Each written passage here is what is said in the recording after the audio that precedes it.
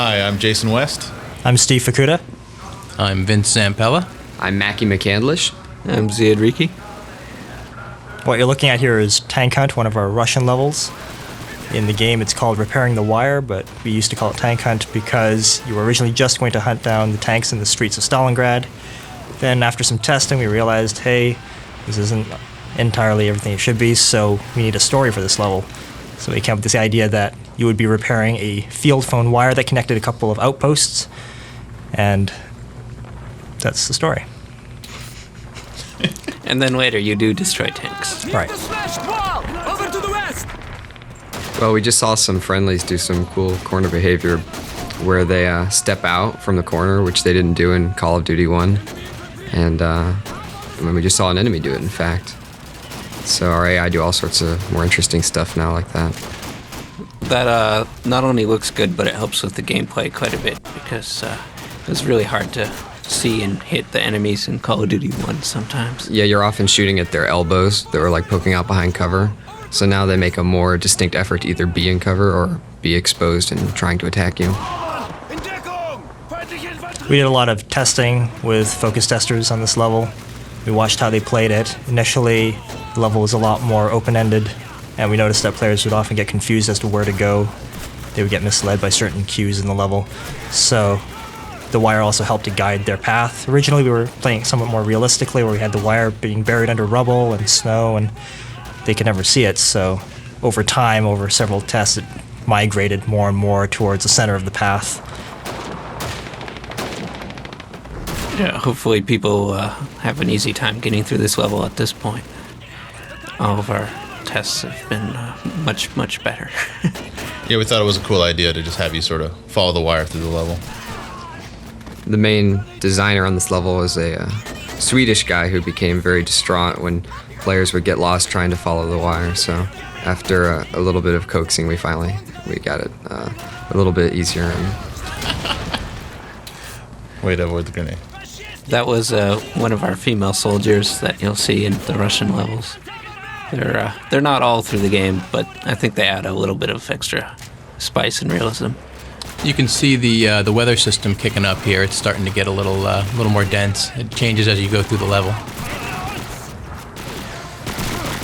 So you're seeing the PPSH-41 firing, which we test fired, and it actually has very little recoil in real life. The rifles, by comparison, are extremely powerful in terms of recoil, but we toned that down for gameplay. And we got to use the sounds from the weapon shoot to create the sounds in the game, so we keep them very authentic, as well as getting the authentic recoils and animations and textures for the weapons. There's a bit of a funny story about the firing range. Myself and a few other members of the team, we placed a bet on who could hit targets with the rifles, the SVT-40, shooting at a target about 70 yards away, I think, and I won that bet. As I understand it, it wasn't. that was really funny. It wasn't until the funny part, Steve? no. The funny part is that it wasn't until money was on the line that Steve assumes this sort of ninja sharpshooter professional pose and wins the tournament. And I'd like to point out that I came in second. He was sandbagging. Yeah, A bit of a ringer. 2 shots. That's all it took to win out of the 10 allotted. The PPSH is also a favorite weapon with the players just because it has a 70 round clip.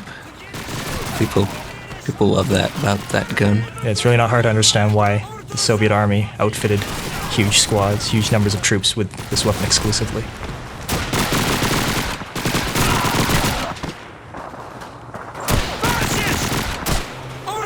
Yeah, we can hear the AI talking excessively about the situation that's going on here, talking about the fascists to the south. They really go on and on about the fascists. Yeah, that's what you're hearing is the new battle chatter system, which we recorded 25,000 lines of dialogue for the game to be used throughout the level to provide clues as to what's going on around you. Only a couple thousand are fascist.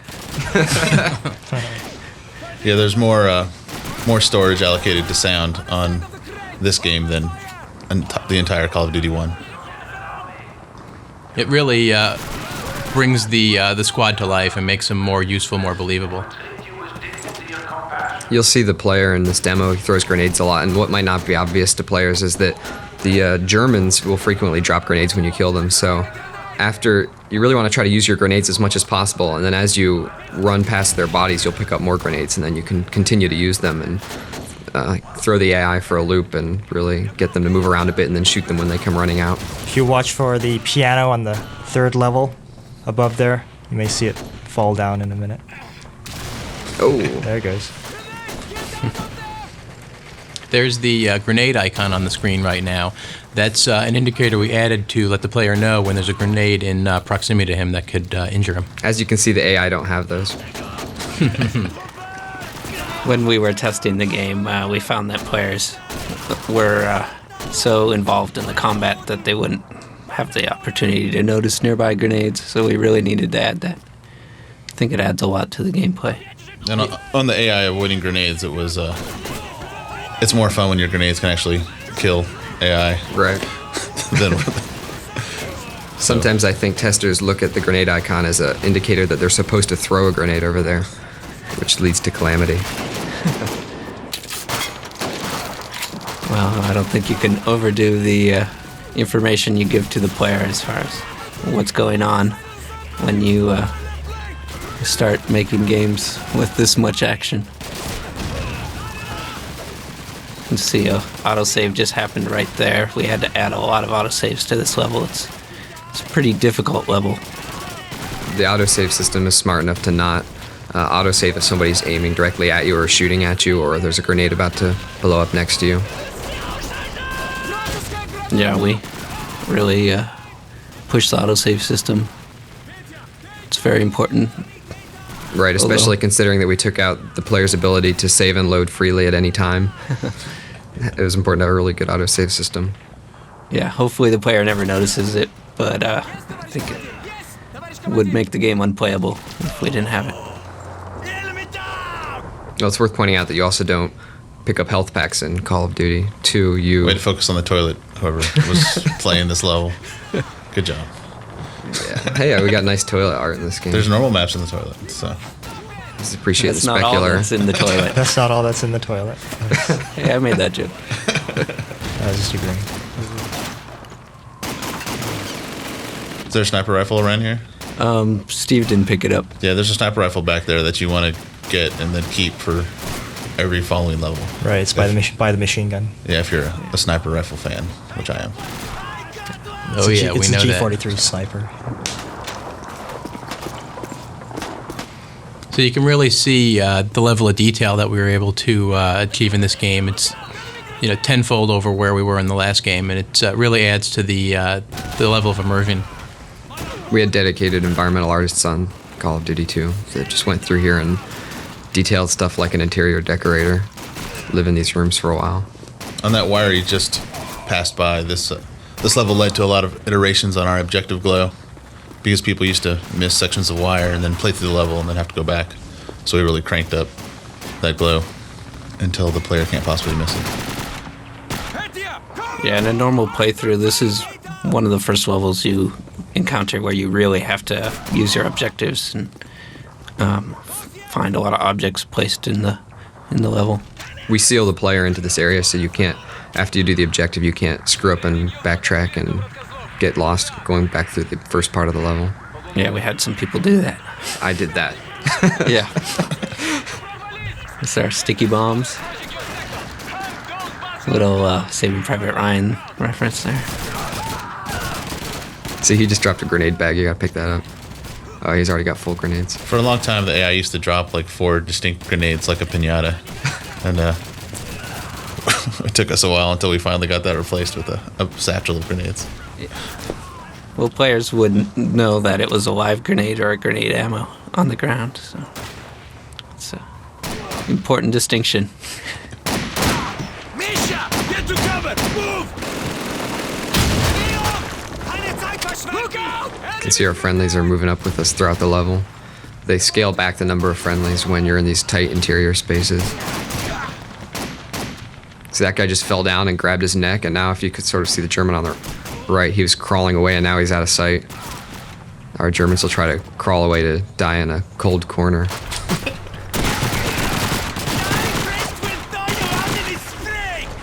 There's a taunt. Use some grenades. I like the taunts. That was something that we added pretty late in the game. Really adds a little bit of extra variation. Oh, he couldn't make it. He was reaching for his rifle. Nice. Another neat thing to watch out for is if there's a guy hiding at a corner, you can just watch for the breath puff. Ooh, shell shock. Yeah, the sound went down. You can't hear the guns anymore. Oh, friendlies are eating it. Now the tank hunt begins. And this rushing the tanks is a little bit of a suicide mission, but it's a lot of fun. But it gives the players the opportunity to be inventive and like flank around right here and not have to go straight at the objective. That hint print that was in the center of the screen was added after watching testers fire at the tank for hours. Until they expended entire clips and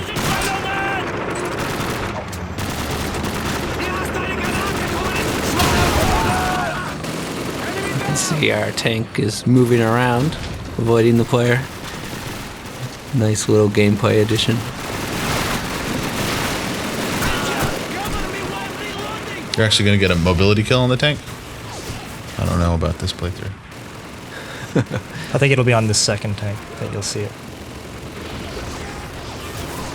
There are a number of different ways that your friendlies will clear out the interior of the tank.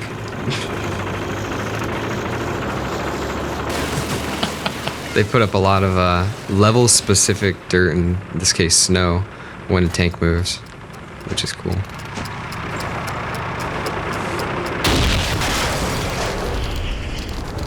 Oh, are we gonna see the tank? No, that was the blow up. If you put it on the engine or whatever, Oh, yeah, it right. blows it up. Yeah, 2 different ways to destroy a tank in this level.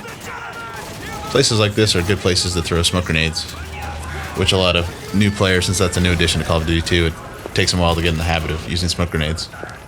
Yeah, you start each level with 4, so it's usually a good idea to try to think about the different places in the level that you might want to throw in. Some levels let you find more, but you always know you have 4, so you can... Like this little area we've added as an alternate route, because that used to be just one alley, and then players would constantly get mowed down there and not use their smoke grenades. So we added this little detour route so that you can play it without having to use a smoke grenade.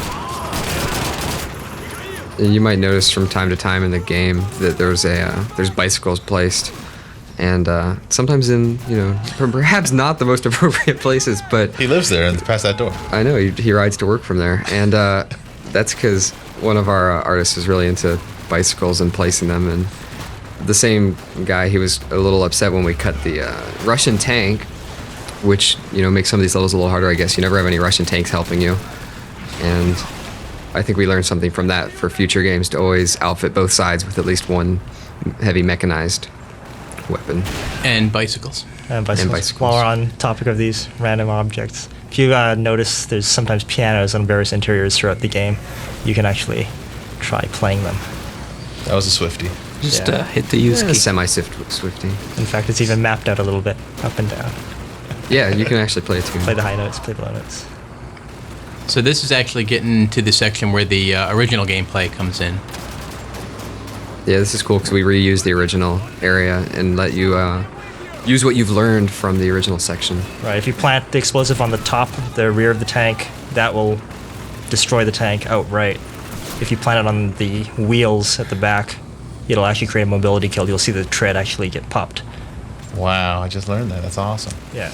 And the friendlies come over and Right. do the If stuff. the tank ends up stopping in a place where your friendlies can't really get to it, then after a certain amount of time, it'll just time out and explode on its own. We actually Sabotage. made a model of the tank with the tread destroyed as Right. well. Just for that. We personally. Me and you, Mackey. So there's the friendlies going up to take out the rest of the tank. Extreme modeling. Yeah. Ooh. Get away, friendly. It's gonna... Oh. Yay. Oh, no, he probably ate it. Yeah. Yeah. It's dangerous work.